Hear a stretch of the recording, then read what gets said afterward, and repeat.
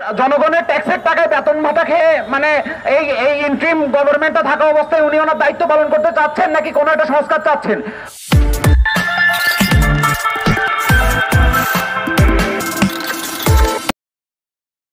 স্বরাষ্ট্র উপদেষ্টা তিনি আসলে কি করছেন?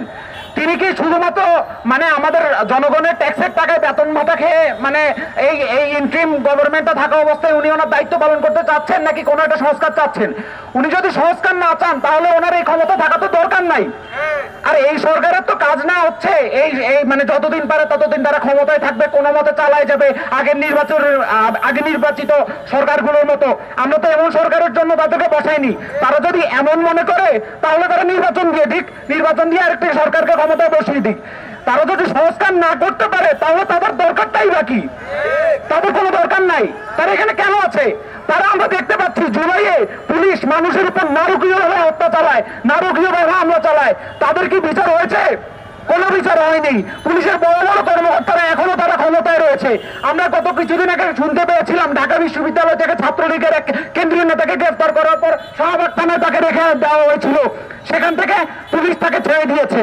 এটা কি পুলিশ কি তাদের আগের কাজকর্মে ফিরে যায়নি? আবার আমরা দেখতে পাচ্ছি বিভিন্ন জায়গায় বিভিন্ন দলের নেতা কর্মীদের উপর অভিযোগ দিচ্ছে তারা চাঁদাবাজি করছে, এই করছে সেই করছে। এখন একটা দল হিসেবে তারা তাদেরকে বহিষ্কার করতে পারে, কিন্তু শাস্তি দেওয়ার দায়িত্ব কার?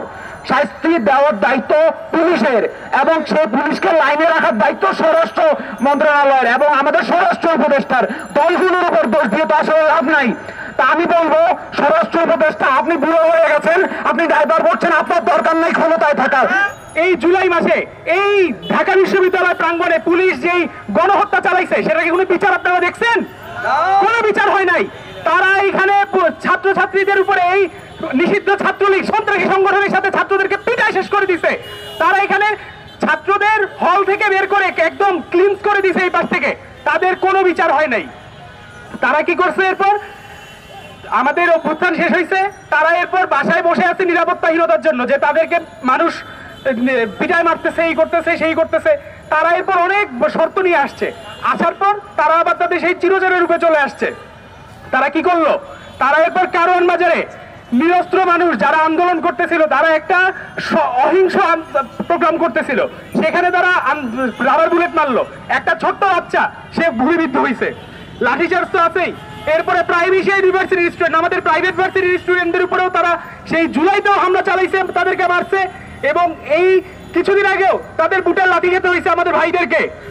এরপর সর্বশেষ গত 2 দিন এনসিডিবি অভিমুখে মতিঝিলে একবার আমাদের ভাই বোনের উপরে পুলিশের সামনে হামলা হয়েছে, পুলিশ কিচ্ছু করে নাই। পুলিশের কাজ কি? ক্রিমিনাল ধরে না? তাহলে পুলিশ কি করে? পুলিশের সামনে কেমনে করে মারে? তারপর আবার কালকে আরেক মিছিল হচ্ছে, পুলিশ মারতে মারতে একটা স্বায়ত্তশাসিত বিশ্ববিদ্যালয় ক্যাম্পাসে এসে মেরে গেছে, লাঠিচার্জ করছে। কিভাবে পুলিশ এত সাহস পায়? কারণ পুলিশের কোনো বিচার হয় নাই। পুলিশ এত বড় একটা হত্যা চালানো, তাদেরকে যখন ক্লিন চিট দেওয়া হচ্ছে তখন তারা এই সাহস পাবেই। এবং তাদেরকে এই সাহসের মদতদাতা হিসেবে আমি দায়ী করবো একমাত্র স্বরাষ্ট্রমন্ত্রীকে। কারণ এই স্বরাষ্ট্রমন্ত্রী আসছেন সংস্কার করতে। একটা বিতর্কিত বক্তব্যের কারণে সাবেক স্বরাষ্ট্র উপদেষ্টা ব্রিগেডিয়ার এম শাখাওয়াত হোসেনকে সরাই দেওয়া হয়েছিল। এরপর আসছে হচ্ছে আমাদের এই জাহির আলম চৌধুরী। সে কি আমাদের আন্দোলনের স্পিরিট বিরোধী কথা বলে নাই?